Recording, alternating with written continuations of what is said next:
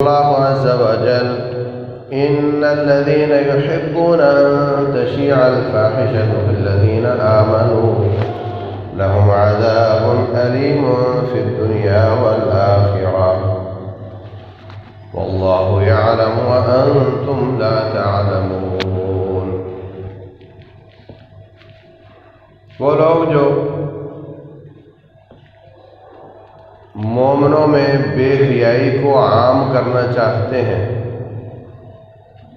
ان کے لیے دردناک عذاب ہے، دنیا میں بھی اور آخرت میں بھی۔ اللہ زیادہ جانتا ہے، تم نہیں جانتے۔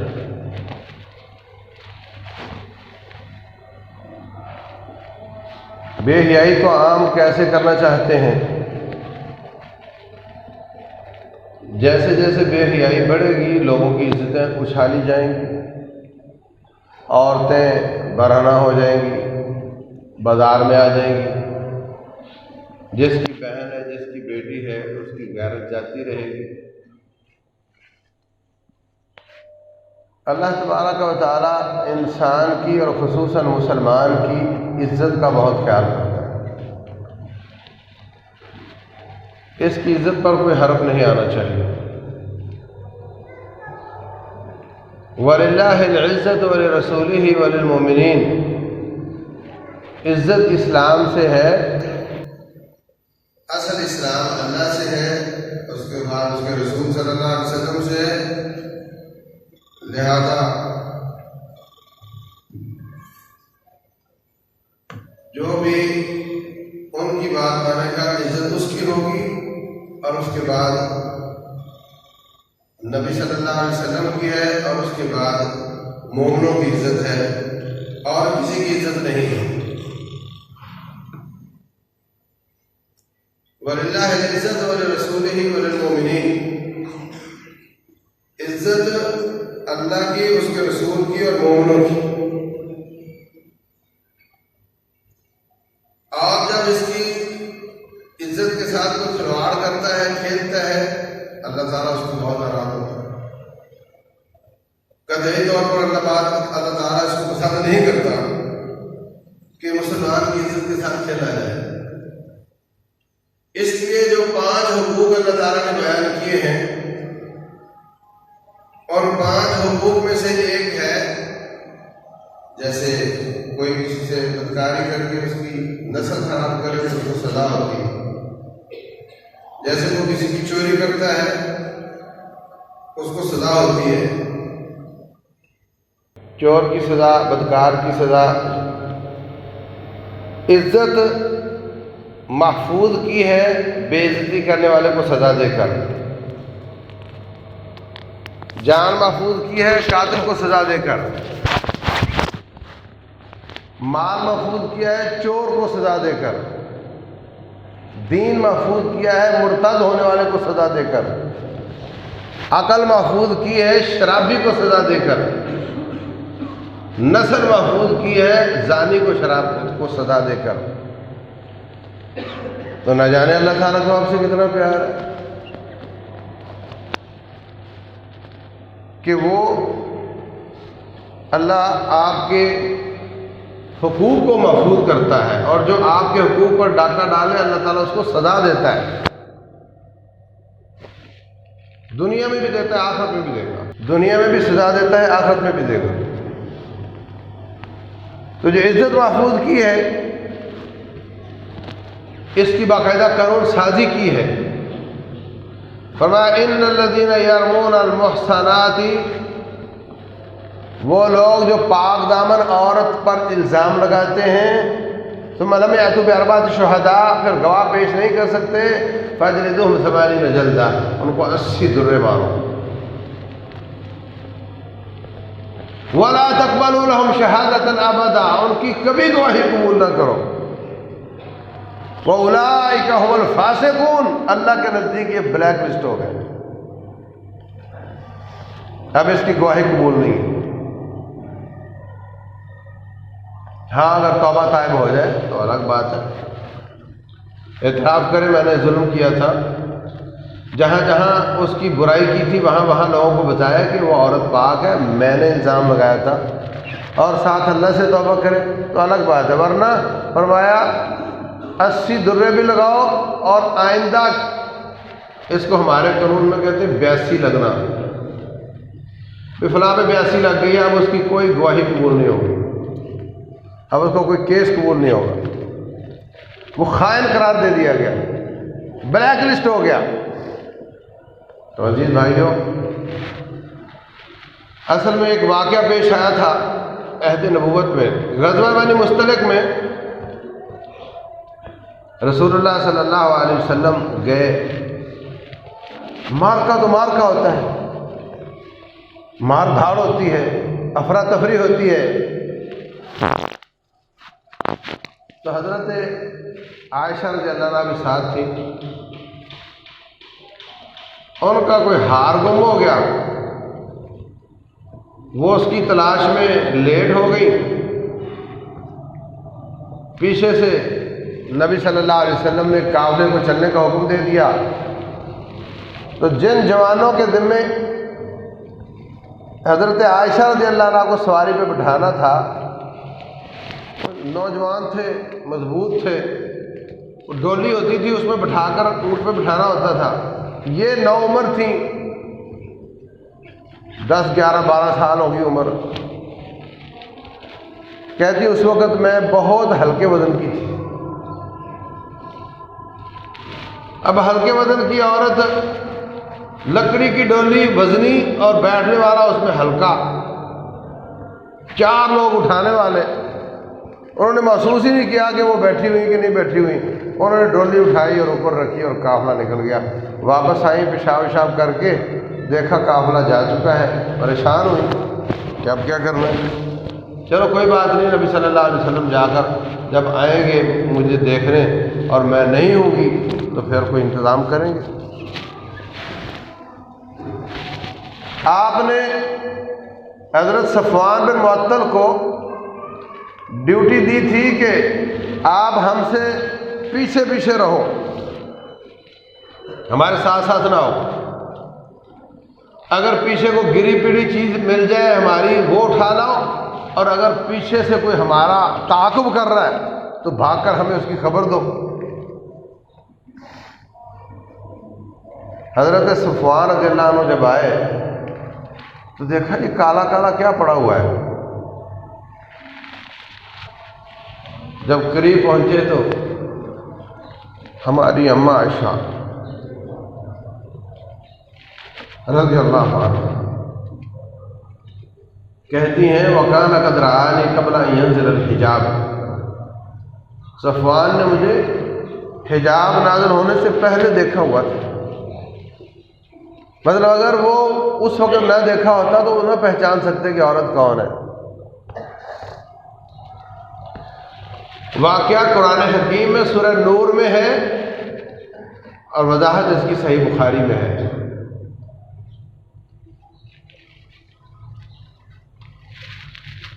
اس کا مطلب یہ ہوا کہ حجاب نازل ہونے کے بعد کوئی عورت اپنا چہرہ ننگا نہیں رکھتی تھی۔ کہتی ہیں اس نے مجھے حجاب نازل ہونے سے پہلے دیکھا ہوا تھا۔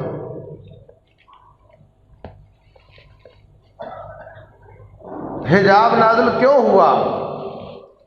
کیا اس وقت عورتیں اپنے کمر ننگی کرتی تھیں، سینہ ننگی کرتی تھیں، کیا کرتی تھیں؟ چہرہ ہی تھا نا، اسی کو چھپانے کے لیے حجاب نازل ہوا ہے۔ اور یہی بیان کر رہی ہیں ہماری اماں، وَكَانَ قَدْ رَآنِي قَبْلَ أَن يَنزِلَ الْحِجَابُ، حضرت صفوان نے مجھے حجاب نازل ہونے سے پہلے کا دیکھا ہوا تھا، اس لیے پہچان لیا کہ یہ تو عائشہ صدیقہ ہے رضی اللہ عنہ۔ اور فرماتی ہیں دوسری حدیث میں کہ جب ہم حج پر گئیں، ان کی بہن اسماء بھی بیان کرتی ہیں، جب ہم حج پر گئیں تو جب ہمیں مرد غیر مرد نظر آتے سادانت احدانا جلبابها من راسها على وجهها، ہم سر کی چادر نیچے گرا لیتی تھی، چہرے کو ڈھانپ لیتی تھی، اور جب اجنبی مرد نہ ہوتے تو ہم چہرہ کھول لیتے تھے۔ تو ثابت ہوا چہرے کا ہی اصل میں پردہ ہے، باقی جسم تو جسموں جیسا ہوتا ہے۔ اگر 10,000 لوگ پڑے ہوئے ہوں، ان کے چہروں کے اوپر کپڑا ہو تو کیا پتہ چلے گا کون ہے؟ سارا جسم نظر بھی آ رہا ہو، چہرے پر اگر کپڑا ہے تو کیا پتہ چلے کون ہے؟ چہرے سے تو ساری پہچان ہوتی ہے، اسی کا ہی پردہ ہے۔ فرماتی ہیں انہوں نے کہا کہ انا للہ و انا الیہ راجعون۔ صفوان بن معطل نے مجھے دیکھ کر کیا کہا؟ انا للہ انا الیہ راجعون۔ جب اس نے انا للہ پڑھا میری آنکھ کھل گئی، میری آنکھ لگ گئی تھی، میں نے فوراً اپنے آپ کو کلوز کیا۔ اس نے اس سے زیادہ کوئی بات نہیں کی، اونٹ کو بٹھایا، مجھے سوار کروایا اور لے کر چل پڑا۔ کافرے کے ساتھ مل گئے، جا کر کافرے سے مل گئے اور لوگوں کو باتیں کرنے کا موقع مل گیا۔ عبداللہ بن ابی منافقوں کا رئیس، اس نے اس طرح کی باتیں شروع کر دی۔ رسول اللہ صلی اللہ علیہ وسلم تک بات پہنچی۔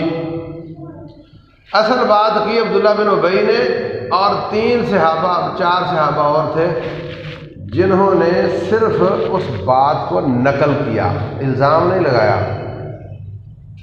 یہ ہماری عادت ہے نا، پتہ چلا وہ فلاں مرد کا یہ معاملہ ہے، فلاں عورت کا یہ معاملہ ہے، مجھے پتہ چلا اس طرح ہے، بات کچی ہے، تحقیق ہوئی نہیں ہے، بس اس کو کر دینا ہے۔ تو عبداللہ بن ابی نے الزام لگایا اور باقی تینوں نے صرف اس کو نقل کیا۔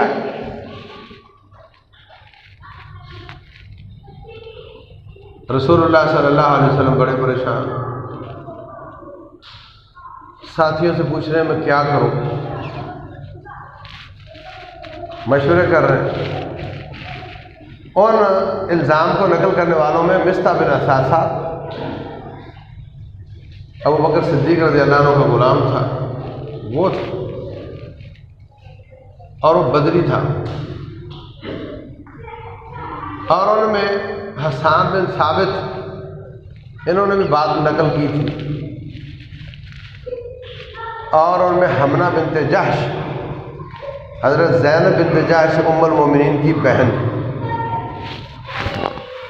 یہ تینوں نے صرف نقل کی تھی بات، اور اصل بات کی تھی عبداللہ بن ابی نے۔ مصطح بن اثاثہ کی والدہ نبی صلی اللہ علیہ وسلم کے گھر میں آ جاتی تھی۔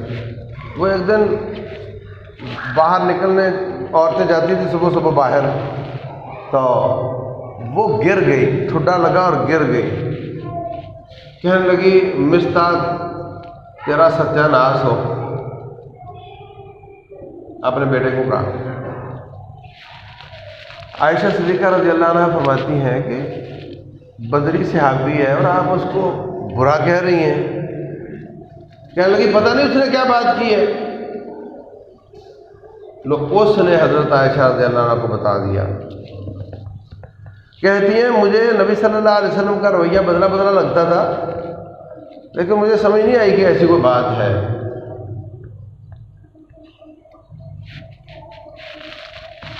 آپ جناب کہتی ہیں کہ میں نے جو رونا شروع کیا، ایسا رونا شروع کیا، نہ رات کو نیند آئے نہ بھوک لگے۔ میں نے اپنے والدین کے گھر جانے کی اجازت مانگی، آپ نے دے دی۔ میں نے کچھ سوچا جا کر میں کچھ معلومات لیتی ہوں۔ ابو بکر صدیق رضی اللہ عنہ، ان کی بیوی کہنے لگی بیٹی دل پر مت لینا، اگر بڑے آدمی کی بیوی ہو اور خوبصورت بھی ہو تو لوگ اس کو معاف نہیں کرتے، باتیں بن جایا کرتی ہیں، اس لیے پریشان نہ ہونا، دل پہ مت لینا۔ لیکن کہتی مجھے تو میری تو حالت خراب، بخار ہو گیا شدید، کام کا بخار ہو گیا۔ رسول اللہ صلی اللہ علیہ وسلم نے لوگوں سے مشورے کیے، سب نے حضرت عائشہ رضی اللہ عنہ کو اچھا کہا۔ بریرہ ان کی لونڈی تھی، کہا بریرہ تو گھر میں رہتی ہے، تیرا کیا خیال ہے؟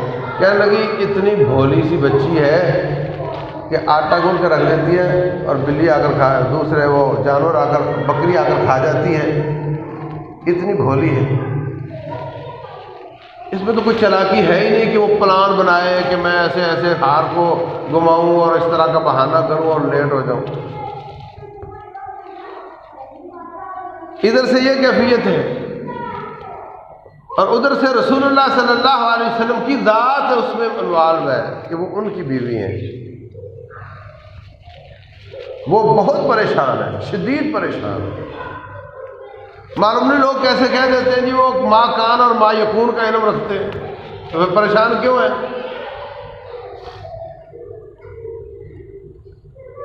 شدید پریشان۔ حضرت علی رضی اللہ تعالیٰ عنہ سے مشورہ کیا، علی کہنے لگے، مطلب یہ نہیں کہا کہ ان میں کوئی ایسی برائی ہے، کہنے لگے اللہ کے رسول آپ اتنی عظیم شخصیت ہیں اور ایک عورت کی وجہ سے اتنے پریشان ہیں، اللہ تعالیٰ آپ کو اور عورتیں دے دے گا۔ انہوں نے الزام نہیں لگایا، صرف یہ کہا کہ آپ اتنے عظیم وہ کیوں ایک عورت کی وجہ سے پریشان ہیں، آپ کو پریشان نہیں ہونا چاہیے، مجھے ہم سے آپ کی پریشانی نہیں دیکھی جاتی۔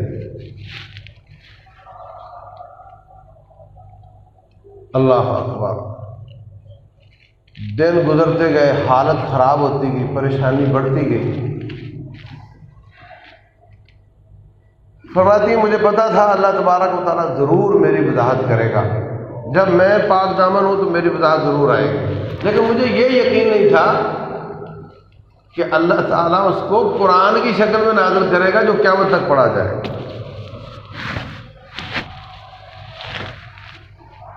پھر ایک وقت آیا، نبی صلی اللہ علیہ وسلم نے خود بلایا عائشہ صدیقہ رضی اللہ عنہا کو، عائشہ دیکھو اگر کوئی غلطی ہوئی ہے تو میں تیرے لیے توبہ کروں گا، استغفار کروں گا، اللہ تجھے معاف کر دے گا۔ کہنے لگی بات یہ ہے کہ میں تو یہی کہوں گی کہ نہیں ہوئی، وہ آپ نے ماننی نہیں ہے، اور اگر میں کہوں گی کچھ ہوا ہے تو آپ نے مان جانا ہے، یا تو آپ میری بات پہ، مجھے تو تب پوچھنا جب دونوں صورتوں میں میرے بات پہ اعتماد ہو۔ جو صورتحال بنی ہوئی ہے اس لیے میں تو اپنی بات اپنے رب پر چھوڑتی ہوں، میرا رب ہی بتائے گا کہ میں کیسے۔ اللہ اکبر۔ پھر اللہ تعالیٰ نے سورہ نور میں یہ آیات نازل کی،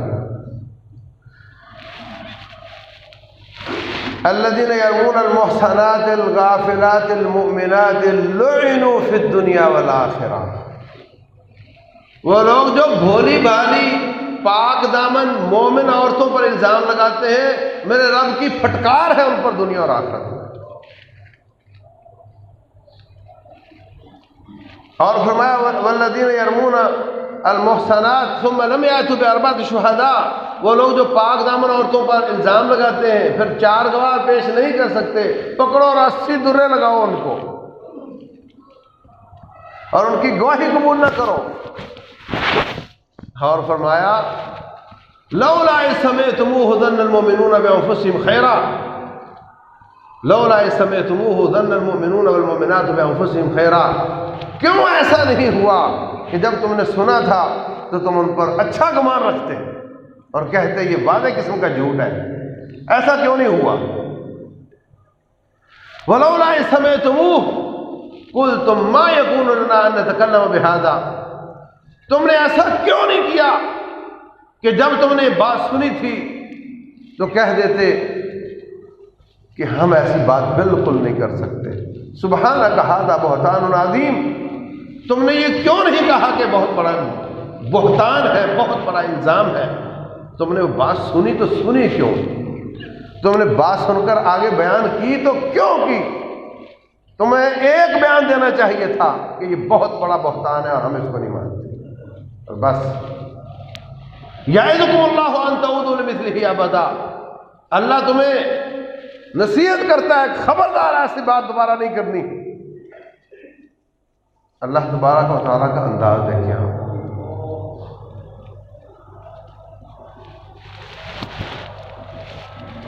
اللہ اکبر۔ عائشہ صدیقہ رضی اللہ تعالیٰ عنہ جب یہ آیات نازل ہوئی تو خوش ہوئی، تو ابوبکر صدیق اور ان کی والدہ ان کی بیوی کہتی ہیں اٹھو اور نبی صلی اللہ علیہ وسلم کا شکریہ ادا کرو۔ کہنے لگی میں تو اپنے رب کا شکریہ ادا کروں گی جس نے میری برات نازل کی ہے، میں تو ان کا شکریہ ادا کروں۔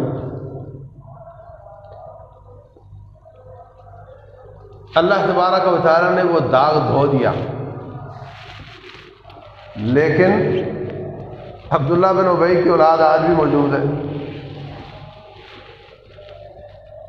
اور رب الجلال فرماتے ہیں لعنوا فی الدنیا والآخرہ، اس پھٹکار کو حاصل کرنے کے لیے بہت لوگ آج بھی پیش ہیں۔ ایک نوجوان دنیا داری میں رہا، امریکی اسکول میں پڑھتا رہا، تو اللہ تعالیٰ نے اس کو ہدایت دی۔ کہتا مجھے پکڑ کر لے گئے اور بڑوں کے پاس اور ان کے پاس بیٹھے تو باتیں شروع کر دی اور حضرت عائشہ رضی اللہ عنہ پر الزام شروع کر دیے، ان کی برائیاں شروع کر دیں۔ تو میں نے ان سے کہا چلے چھوڑیں اس بات کو، آپ مجھے ایک سوال کا جواب دیں، آپس کی بات ہے، ایک لڑکی بہت اچھی ہے، بڑی خوبصورت بھی ہے، نوعمر بھی ہے، آپ کی شادی میں کروا دوں؟ مولوی صاحب سے کہا تو وہ ایک دم چکرا گیا، نوعمر بھی ہے، خوبصورت بھی ہے، اس کی شادی آپ سے کروا دوں؟ بس ایک بات ہے کہ وہ ذرا دنیا دار سی اور آزاد خیال سی ہے، جو پکڑے لے جائے، کسی کو منع نہیں کرتی۔ تو مولوی صاحب کہتے ہیں استغفر اللہ استغفر اللہ، تو نے مجھے اس طرح سمجھا ہوا ہے، میں اس طرح کا ہوں کہ اس طرح کی لڑکی سے شادی کروں گا؟ مولوی صاحب غصے میں آ گئے اور لڑکا کہتا ہے کہ میں نے تو تجھے اس طرح کا نہیں سمجھا، تو نے میرے محمد کو اس طرح کا سمجھا ہوا ہے صلی اللہ علیہ وسلم۔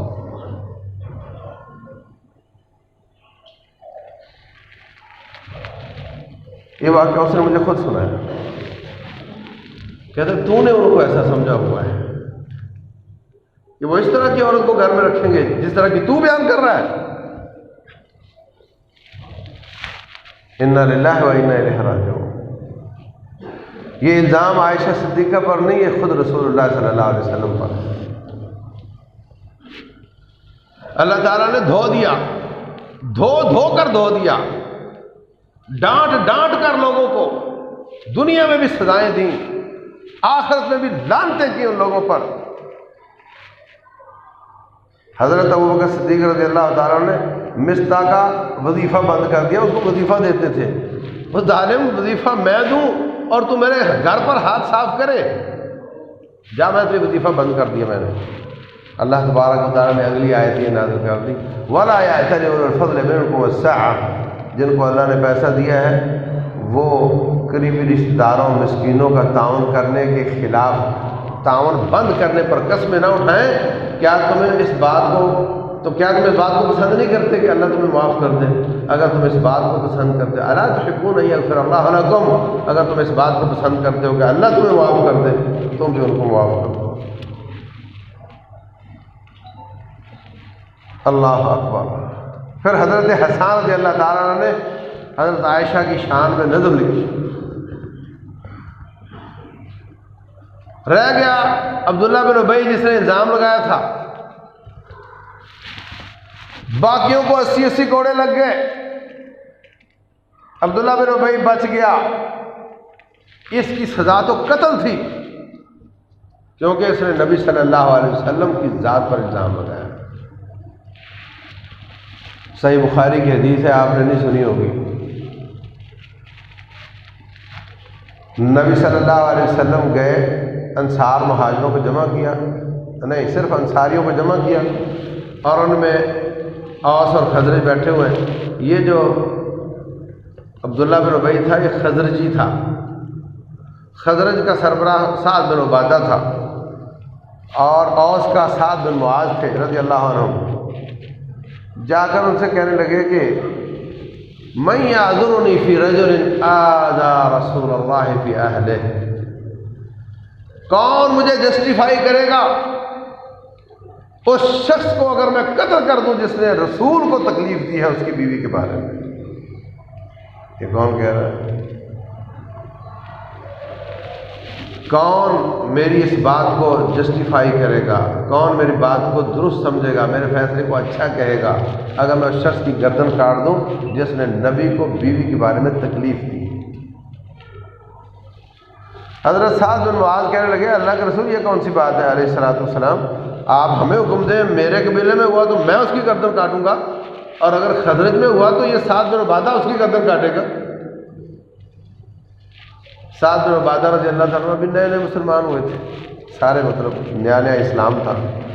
کہنے لگے تمہیں پتہ ہے وہ تیرے قبیلے کا نہیں ہے اس لیے تو اس طرح کی باتیں کر رہا ہے، اگر وہ پتہ ہوتا تیرے قبیلے کا تو اس طرح کی بات نہ کرتا.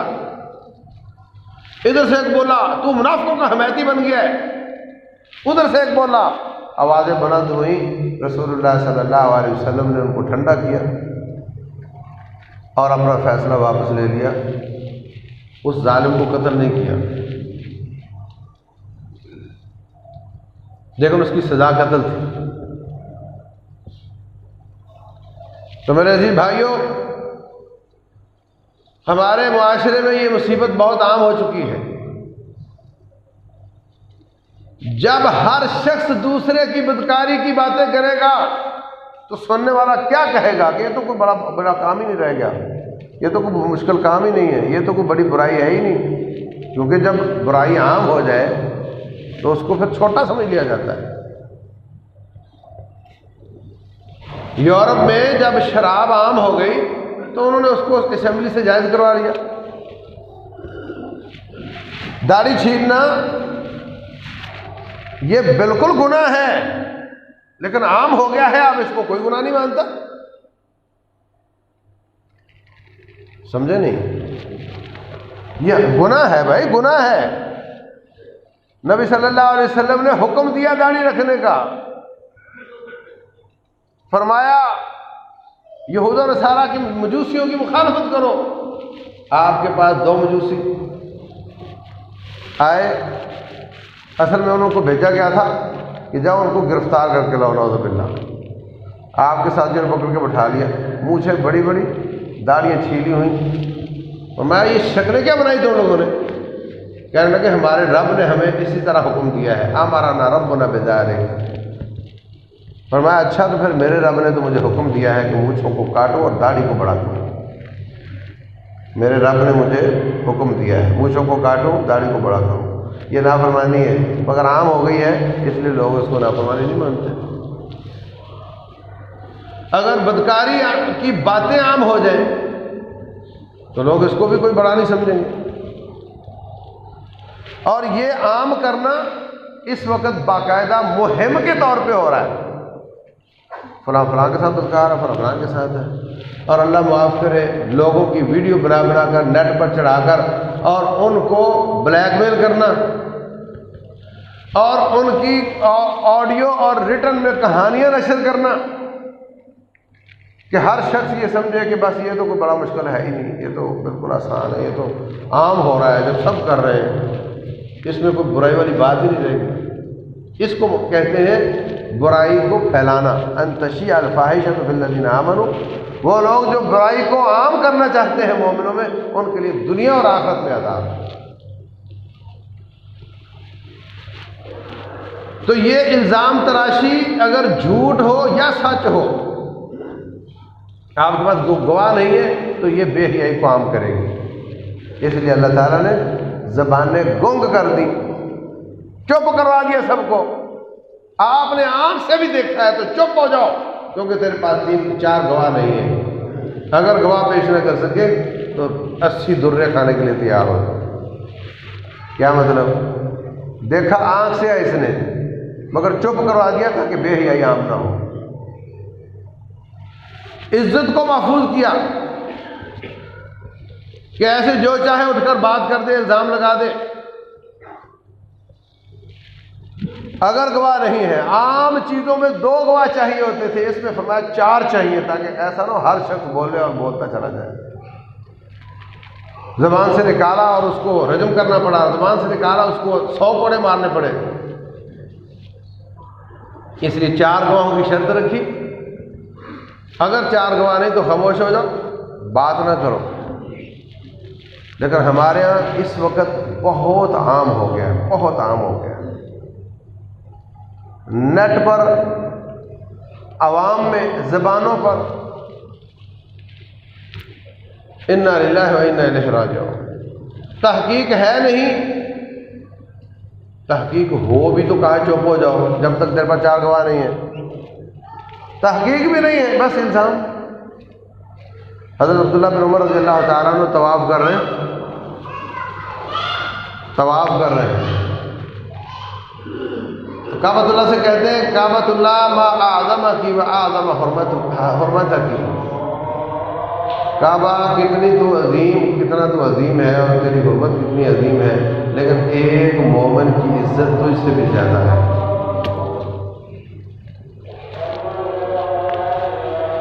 اور رسول اللہ صلی اللہ علیہ وسلم نے حجۃ الوداع کے موقع پر کیا فرمایا تھا؟ فرمایا الا ان اعراضکم واموالکم، تمہاری جانیں، تمہارے مال، تمہاری عزتیں حرام علیکم، تم پر حرام ہے، کحرمت یومکم ھذا فی بلدکم ھذا، یہ کون سا دن ہے؟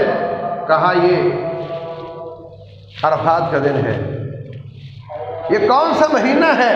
کہا یہ ذی الحجہ کا حرمت والا مہینہ ہے۔ یہ کون سا شہر ہے؟ کہا یہ کعبۃ اللہ اور یہ مکہ مکرمہ کا حرمت والا شہر ہے۔ فرمایا جس طرح تم مکہ مکرمہ کا احترام کرتے ہو، جس طرح تم ذی الحجہ کا احترام کرتے ہو، اسی طرح مومن کی عزت کا احترام کرو، مومن کی جان کا احترام کرو، مومن کے مال کا احترام کرو۔ حرام ہے تم پر کہ نہ کسی کی عزت کو چھیڑو، نہ کسی کے مال کو چھیڑو، نہ کسی کی جان کو چھیڑو۔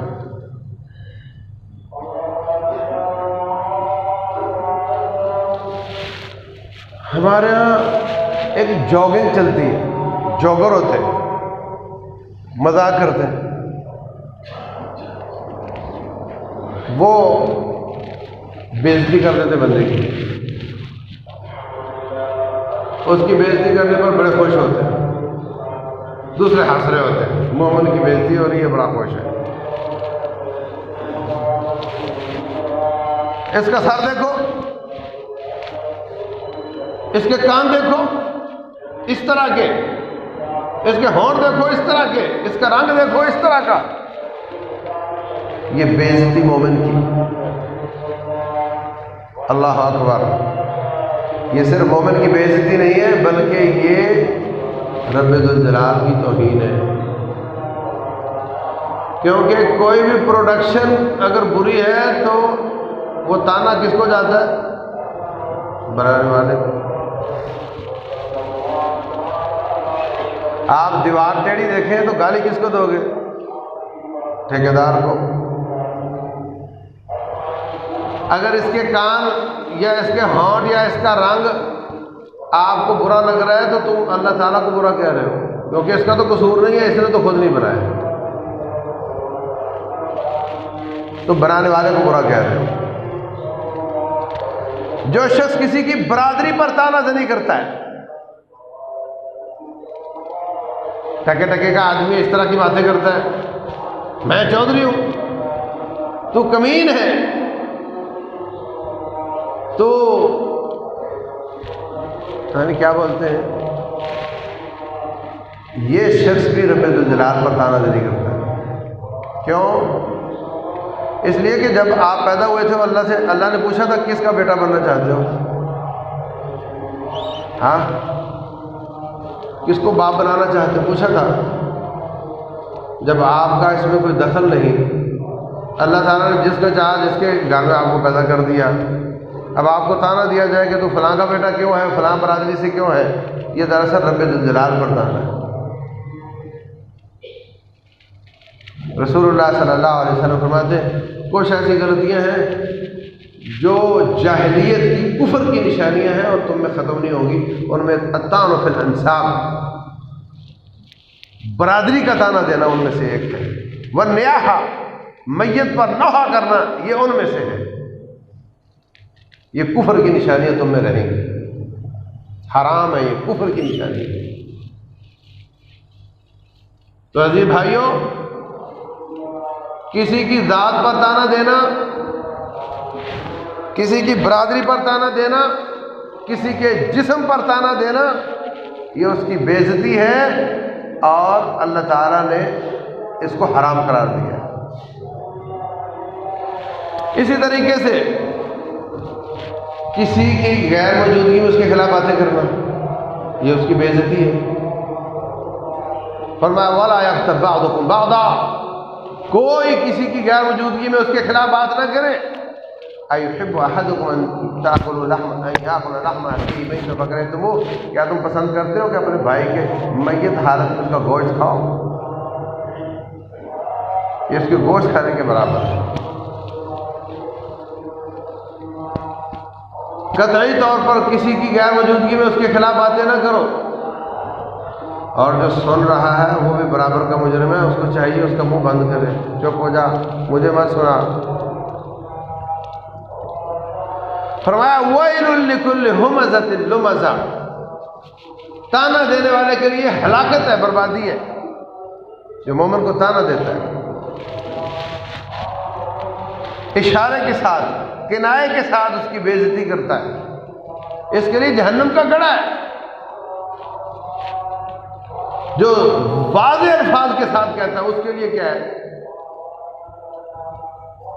واضح الفاظ کے ساتھ دوسروں کو تانے دیتا ہے، دوسروں کو برا کہتا ہے۔ فرمایا وَيْلٌ لِكُلِّ ہُمَزَةٍ لُمَزَةٍ، تانا دینا، آر دلانا، آر دلانا، اے پتہ ہے تیرا ابا یہ کرتا رہا، وہ کرتا رہا، اور تو اسی کا بیٹا ہے نا جس نے یہ کیا تھا وہ کیا تھا، آر دلانا۔ فرمایا وَلَا تُعَيِّرْ أَخَاكَ، اپنے بھائی کو آر نہ دلاؤ، وہ بیچارہ طائب ہو چکا ہے، اس کا ابا فوت ہو چکا ہے، اب تو اس کو آر دلا رہا ہے۔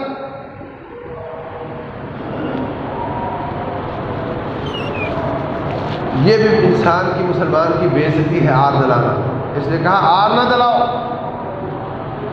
اس کے سابقہ کوتاہیوں پر مٹی ڈال دو، جب میرے رب نے انشاءاللہ معاف کر دیا تو تم بھی بعد آ جاؤ، آر نہ دلاؤ۔ کسی کے عیب کے پیچھے نہ جاؤ، کسی کی عیب جوئی نہ کرو۔ فرمایا رسول اللہ صلی اللہ علیہ وسلم نے وَلَا تَحَسَّسُوا وَلَا تَجَسَّسُوا، کوئی کسی کی ٹو میں نہ لگے،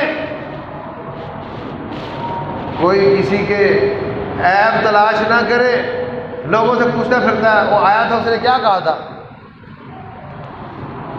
فون ریکارڈ کر کے اس کی عیب جوئی کرنا۔ فون ریکارڈ کیا جا سکتا ہے اگر اس کے پیچھے کوئی مقصد ہو، کوئی تحقیق کرنا مراد ہو، حکومت بھی کرتی ہے، لیکن ایسی خواہ۔ فرمایا رسول اللہ صلی اللہ علیہ وسلم نے جو شخص کسی مسلمان کے عیب کے پیچھے جاتا ہے، اس کے عیب تلاش کرتا ہے، رب ذوالجلال اس کے عیب تلاش کرتا ہے، اور جس کے عیب رب تلاش کرتا ہے اللہ اس کو ذلیل کر دیتا ہے، اگرچہ وہ کام اس نے بند کمرے میں کیوں نہ کیا، کوئی نہیں دیکھ رہا، اللہ تعالیٰ اس کو لوگوں کے سامنے لے آئے گا، کیونکہ اللہ تو دیکھ رہا ہے۔ عمومی طور پر جو بدسلوکی آپ مومن کے ساتھ کریں گے وہی اللہ تعالیٰ اس کی جزا سزا آپ کو اللہ دے گا۔ اس لیے مومنوں کی عزتوں سے مت کھیلو۔ ہم تو گالیاں بڑی الٹی سیدھی دیتے ہیں۔ ماں کی گالی کا معنی کیا ہے کہ تو ماں کے ساتھ بدکار ہے، بہن کی گالی کا معنی کیا ہے تو بہن کے ساتھ بدکار ہے، اور باپ اپنے بیٹے کو ماں کی گالی دیتا ہے، مطلب میں بھی تیری ماں کا شوہر ہوں اور تو بھی ہے، شرم نہیں آتی بات کرتے وقت؟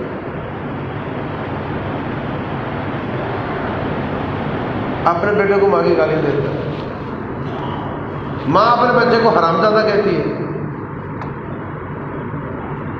بات کہاں جاتی ہے؟ ایک ایک گالی پر دو الزام لگتے ہیں، ماں کی گالی دی مطلب تو بدکار ہے ماں کے ساتھ، مطلب ماں بھی بدکار ہے تو بھی بدکار ہے، دونوں پر الزام لگ گیا، 80 اور 80 دونوں دو الزام لگائے ہیں، 160 کوڑے لگنے چاہیے ایک گالی پر، اور ہم ہنستے ہنستے بھی گالی دے رہے ہوتے ہیں، روتے روتے بھی دے رہے ہوتے ہیں، مذاق میں بھی دے رہے ہوتے ہیں۔ ہم سمجھتے نہیں کہ اس کا نتیجہ کیا نکلے گا، ہم سمجھتے ہیں زبان کی بات کیا ہے۔ رسول اللہ صلی اللہ علیہ وسلم سے کسی نے پوچھا آئنا لمؤاخذون علی ما نقول، اے اللہ کے رسول کیا زبان سے نکلی بات پر بھی اللہ پوچھ لیتا ہے، اس پر بھی مواخذہ ہوتا ہے؟ فرمایا وَهَلْ يَكُبُّ النَّاسَ عَلَى وُجُوهِهِمْ وَعَلَى مَنَاخِرِهِمْ إِلَّا حَصَائِدُ أَلْسِنَتِهِمْ۔ فرمایا قیامت والے دن بعض لوگوں کو ٹانگوں سے پکڑ کر ناک کے اوپر گھسیٹ کر جہنم میں ڈالا جا رہا ہوگا، اور ان کا قصور یہ ہوگا کہ وہ بد زبان ہے، بد زبانی کی وجہ سے۔ رسول اللہ صلی اللہ علیہ وسلم فرماتے ہیں جو کسی پر الزام لگاتا ہے، تہمت لگاتا ہے، ادخلہ اللہ فی رد اسکنہ اللہ فی ردغۃ الخبال، سنن نبی داؤد میں اللہ اس کو جہنم کا وہ پلاٹ عنایت کرے گا جہاں جہنمیوں کا خون اور پیپ بہہ کر آ رہی ہو۔ جو تہمتیں لگاتا ہے، جو الزام لگاتا ہے، جو بہتان لگاتا ہے کسی پر، یہ کوئی آسان کام نہیں ہے کہ زبان کھول دی اور بات ختم ہو گئی۔ رسول اللہ صلی اللہ علیہ وسلم فرماتے ہیں ان المرء لا يتكلم بكلمة لا يلقي لها بالا، بندہ بسا اوقات بات کر دیتا ہے اور اس کی پرواہ نہیں کرتا، یحوی بها فی جہنم 70 خریفا، اس ایک جملے کی وجہ سے 70 سال تک جہنم میں نیچے جاتا رہے گا، 70 سال تک ایک جملے کی وجہ سے۔ زبان بڑی خطرناک ہے، اللہ محفوظ رکھے۔ ایک شخص ساری زندگی صدقہ خیرات نمازیں روزے پڑھتا رہے، موت کے وقت کہے نعوذ باللہ میں اللہ کو نہیں مانتا، کہاں جائے گا؟ ایک جملہ بولا نا،